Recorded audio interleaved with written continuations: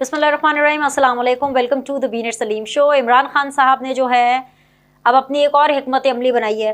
अब जाहिर सी बात है, जब सब कुछ इतना फ्लॉप हो रहा है, इंतखाब भी नहीं मिल रहे, वापस पार्लियामान के अंदर एंट्री भी नहीं मिल रही, किसी तरह खबरों की जीनत भी नहीं वो बन रहे हैं, अमेरिकन साजिश हो या फिर जेल भरो तहरीक हो या फिर लेबर डे की रैली हो या दोबारा सड़कों पे आना हो कि देखें जी 1 साल से तो मैं सड़कों पे हूँ, दोबारा भी सड़कों पर आ जाऊंगा और फिर भी मेरे साथ कुछ नहीं हो रहा। तो इतना सब कुछ फ्लॉप होने के बाद यहाँ तक कि अमेरिका को अपना फाइनेंशियल और इकोनॉमी का प्लान देने के बावजूद कुछ बन नहीं पा रहा। तो इमरान खान साहब ने कुछ ना कुछ तो सोचना था। वहाँ से अदालत भी प्रेशर डाल रही जा रही है कि जी बुलाएं या बाएं, आपको आना पड़ेगा, हाजिर हो, मतलब और बंदा कितना रिलीफ थे।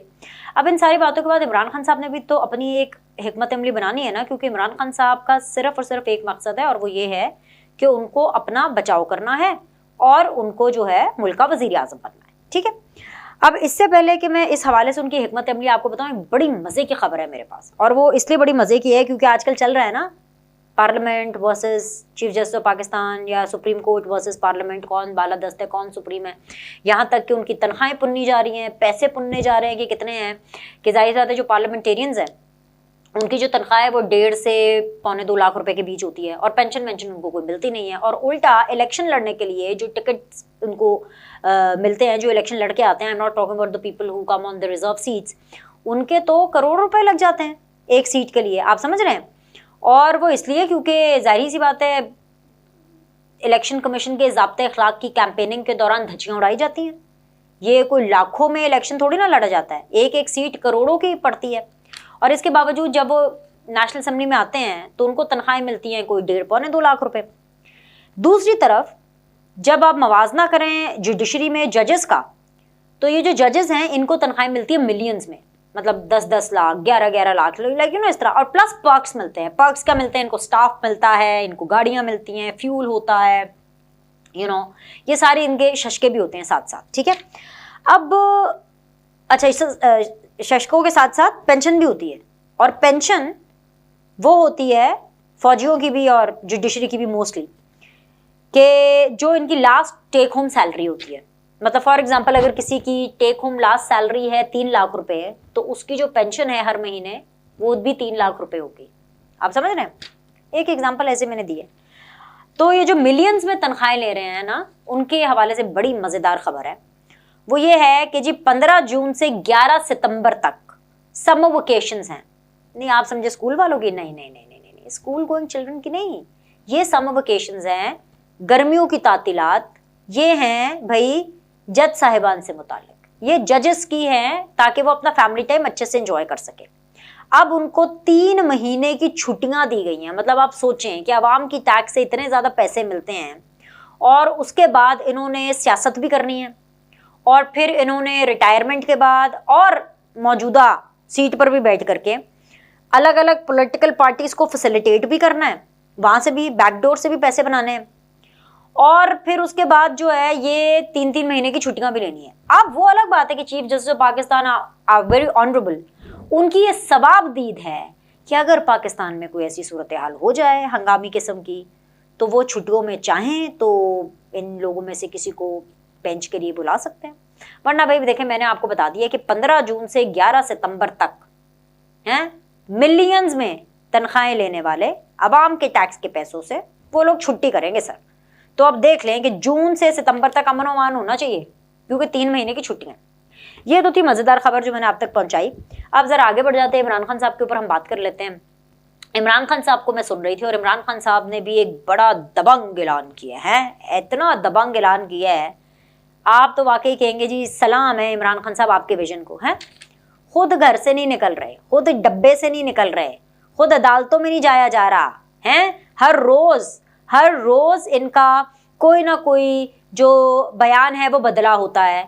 जैसे कि कभी बाजवा साहब के कहने पे असेंबलियाँ तोड़ी, कभी मैंने इसलिए असेंबलियाँ तोड़ी क्योंकि मुझे जी इलेक्शन जल्दी चाहिए था। और अब तो ताज़ा ताज़ा नया आया ना मार्केट में, नया मार्केट में पता क्या आया है, मुझे पता था महंगाई बहुत हो रही है, लोग हमें क्वेश्चन कर रहे थे, मैंने बहुत सोच समझ के असेंबलियाँ तोड़ी। ये बात कर रहे थे अपने बेस्ट फ्रेंड औरिया मकबूल जान साहब से, और उसके अंदर इंटरव्यू के अंदर बोला कि मैंने बड़ी सोच समझ के फैसला किया है। तो अब अगर किसी ने, अच्छा ये मैं कह रही हूँ, ये खान साहब नहीं कह रही, मैं कह रही हूँ कि अगर अब किसी ने इस टाइमलाइन के नीचे कोई तनकीद लिखी ना कि भाई आप इमरान खान के बारे में ऐसे बात ना करें, तो भाई मैं आपसे नाराज हो जाऊंगी। उसकी वजह यह है कि एक आदमी खुद कह रहा है कि मैंने होशो हवास में, ये नया मार्केट में आया, अभी कल ही आया भाई, कि मैंने खुद अपने होशो हवास में असेंबलियां तोड़ी क्योंकि महंगाई इतनी ज्यादा हो गई थी और सारा ब्लेम हमारी पार्टी को जा रहा था। मैंने बल्कि तमाम अपने वर्कर्स से, तमाम अपने पीटीआई के लोगों से सर्वे कराया बकौल इमरान खान साहब के। इमरान खान साहब कहते हैं असेंबलियां तोड़ने से पहले मैंने सर्वे कराया और उस सर्वे के अंदर सारे लोग कह रहे थे कि ओ हो पीटीआई ने बहुत महंगाई कर दी है, बहुत महंगाई हो गई, बहुत महंगाई हो गई है, तो मैंने असेंबलियां तोड़ दी। ये नई चीज आई है मार्केट में। तो हैशटैग अपनी गंदी परफॉर्मेंस देख करके इमरान खान साहब ने असेंबलियां तोड़ दी। एक तो ये नया मार्केट में आया। दूसरा नया ऐलान मार्केट में आया। वो जो नया ऐलान है वो ये है कि इमरान खान साहब सबसे कह रहे हैं कि हफ्ते को, जी हाँ हफ्ते को, जब बरतानिया के अंदर शहबाज शरीफ साहब और नवाज शरीफ साहब भी वो किंग चार्ल्स की ताजपोशी पर होंगे हैं और सबकी नजरें उधर होंगी, उधर से सबकी नजरें भारत पर होंगी हैं कि जी बिलावल जो हैं वो क्या गोवा में क्या हो रहा है, कैसे पाकिस्तान के नाम के झंडे गाड़े जा रहे हैं। तो इमरान खान साहब ने कहा कि मैं क्या करूं, ऊपर से वीकेंड है तो वीकेंड नाइट भी मनानी है, अब क्या करें। तो खान साहब ने कहा है कि हफ्ते को मगरिब से 1 घंटा पहले सब ने बाहर निकलना है। इमरान खान नहीं निकलेंगे, तौबा करो, अपने बारे में उन्होंने थोड़ी ना कहा है, उन्होंने तो दूसरों के बारे में कहा है। खुद तो वो एक ही कमरे में रहना चाहते हैं क्योंकि बुशरा बीबी भी तो एक ही कमरे में रहती है, उनका तो दिल ही नहीं करता बाहर आने को। इमरान खान साहब का, बुशरा बीबी साहिबा का तो क्या पता करता ही हो, हमें क्या पता, हमारी तो दस्तरस नहीं है। तो जी हफ्ते को मगरिब से 1 घंटा पहले जी सबने बाहर निकलना है, सुप्रीम कोर्ट को बचाना है, चीफ जस्टिस ऑफ पाकिस्तान को बचाना है, उनके लिए जो है आवाज उठानी है और सब ने आकर के सड़कों पर एहतजाज करना है। यार हद हो गई है। अच्छा इससे क्या होगा, वो ना ऑडियो लीक्स आती है ना तो उसमें वो इमोजीज के बारे में बड़ा जिक्र होता है, याद नहीं आपको, वो जो चीफ जस्टिस ऑफ पाकिस्तान की जो सास की ऑडियो लीक आई एक और जज साहिब की बेगम के साथ, तो उसके अंदर वो क्या कह रही थी उनकी बेगम कि मैंने एक कुछ भेजा उनको और जो आगे से रिएक्शन आया, जो इमोजी आया वो ऐसे ज़बान को दबाने वाला आया, मुंह को दबाने वाला, तो ये वो वाला इमोजी था, वही वाला। इस ऐलान को सुन के ना मेरा वो वाला इमोजी था, क्या बोलूं। तो इमोजीज जो है ना आजकल वो बड़े इंपॉर्टेंट हो गए ऑडियो लीक से बात। अच्छा सच, हाँ ऑडियो लीक से याद आया, पता नहीं मज़े की खबर है कि नहीं, मुझे नहीं पता इसके साथ एडजेक्टिव क्या जोड़ना है, लेकिन अगले 7 दिनों के अंदर आप ये भी जोड़ लीजिए कि इमरान खान साहब की गंदी वाली आने वाली है ऑडियो और वीडियो, गंदी, बहुत गंदी वाली। मतलब अगर गंदी वाली आ रही है तो इसका मतलब है वो एडल्ट वीडियो होगी। मुझे ये पता है वो किसके साथ आ रही है, लेकिन वो मैं अभी बताऊंगी नहीं आपको, वो जब आ जाएगी वो खुद ही पहुंच जाएगी। जो उन्होंने मार्केट करनी होती है ना वो मार्केट कर देते हैं।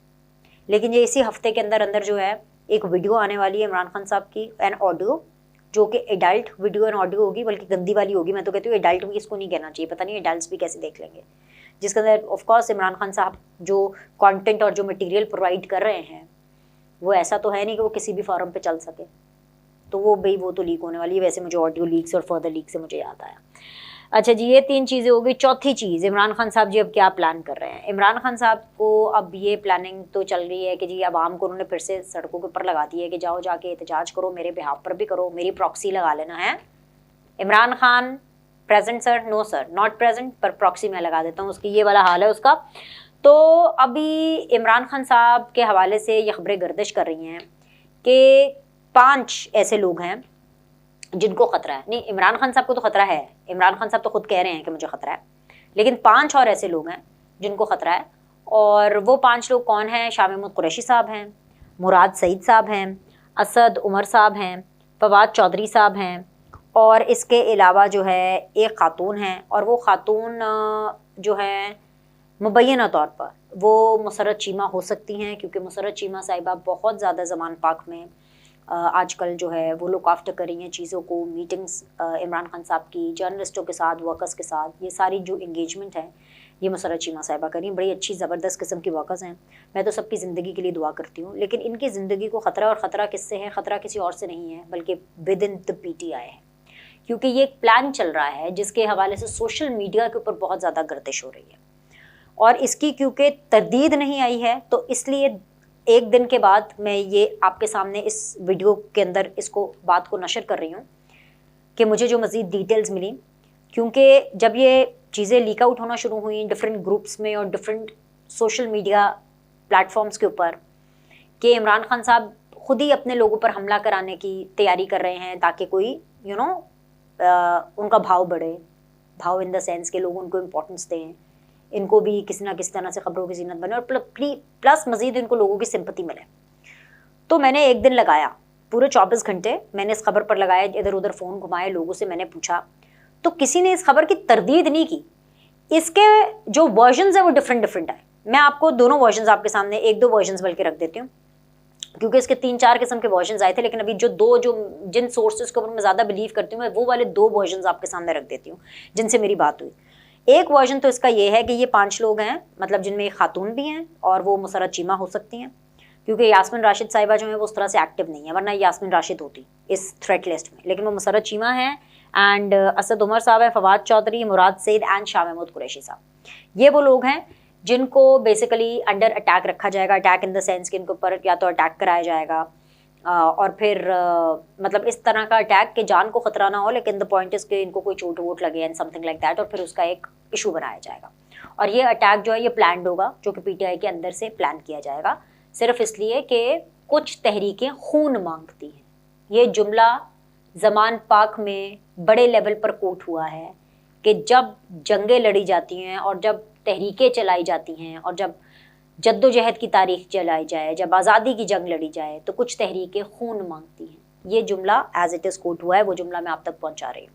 ये जिसने किया है वो भी मुझे पता है, लेकिन उसका नाम मैं आपको नहीं बताऊंगी, लेकिन मैं आपको ये बता देती हूँ कि जुमला कोट किया गया और उसके बाद ये डिसाइड किया गया कि अब हमें कुछ करना पड़ेगा, अब लहू दरकार है, शेर के मुंह को खून चाहिए, समथिंग लाइक दैट।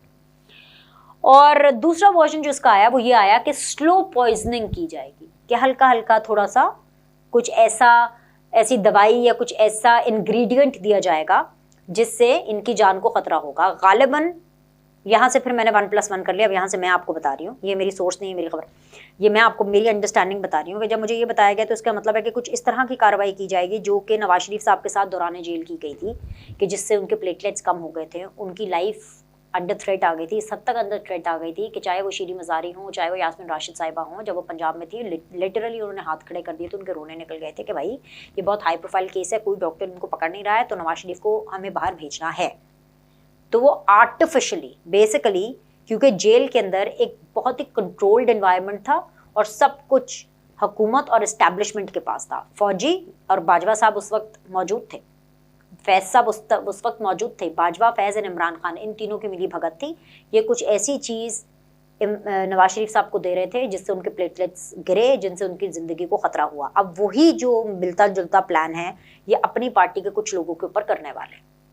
मैंने उनसे ये भी पूछा कि ये जो प्लान होने वाला है, ये जिनको निशाना बनाया जाएगा उनको पता भी होगा इस बारे में कि नहीं।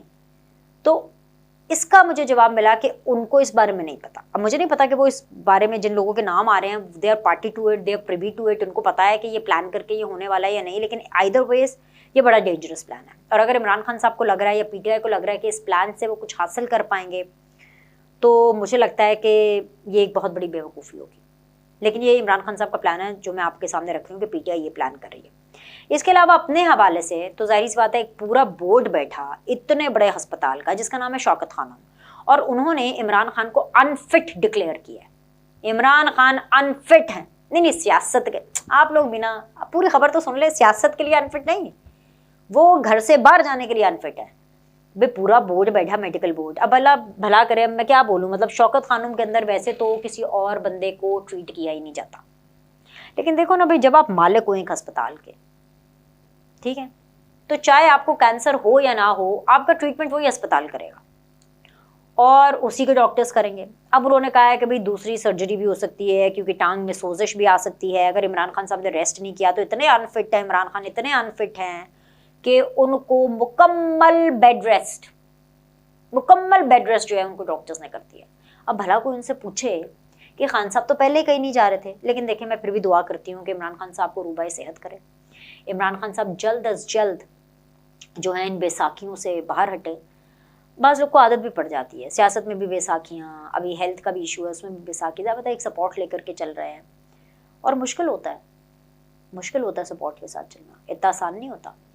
लेकिन खैर एनीवेज, अब इमरान खान साहब ये कह रहे हैं, लेकिन शौकत खानम के हवाले से भी ये है कि भाई अगर वो पूरा बोर्ड बिठा रहे हैं तो किसी इंडिपेंडेंट डॉक्टर्स का भी बिठाएं ना, ऐसे डॉक्टर्स का बोर्ड बिठाएं, ऐसे सरकारी डॉक्टर्स का बोर्ड बिठाएं जिनकी जो सर्टिफिकेट्स हैं, जिनकी जो रिपोर्ट्स हैं वो अदालतें भी माने। अब अदालत के अंदर बार बार इनको कहना पड़ रहा है 71 ईयर्स का आदमी, जख्म देर से भरते हैं, वहाँ से जो पूरा बोर्ड है शौकत खानम का, सेकेंड ओपिनियन भी कोई चीज़ होती है। क्या पता खान साहब सेकंड ओपिनियन ले तो उनको पता चल जाए कि जी शौकत खानम मेमोरियल हॉस्पिटल के डॉक्टर्स की कितनी कैपेसिटी है। आप यकीन करें शौकत खानम के अंदर जो है कोई हज़ारों बेड है, कोई सैकड़ों बेड है, चंद बेड्स हैं, एक इतना बड़ा कोई हॉस्पिटल नहीं है, मतलब काम वाइज तो बहुत बड़ा है बट उसकी कैपेसिटी बहुत कम है और सिर्फ कैंसर पेशेंट्स के लिए है, और वो भी पूरे कैंसर पेशेंट्स को नहीं देखता, बड़े रेफरेंस के साथ वहाँ पर कैंसर पेशेंट्स जो हैं वो जाते हैं और 10% जो है वहाँ पर चैरिटी होती है, यानी 10% जो इलाज है 10% पेशेंट्स का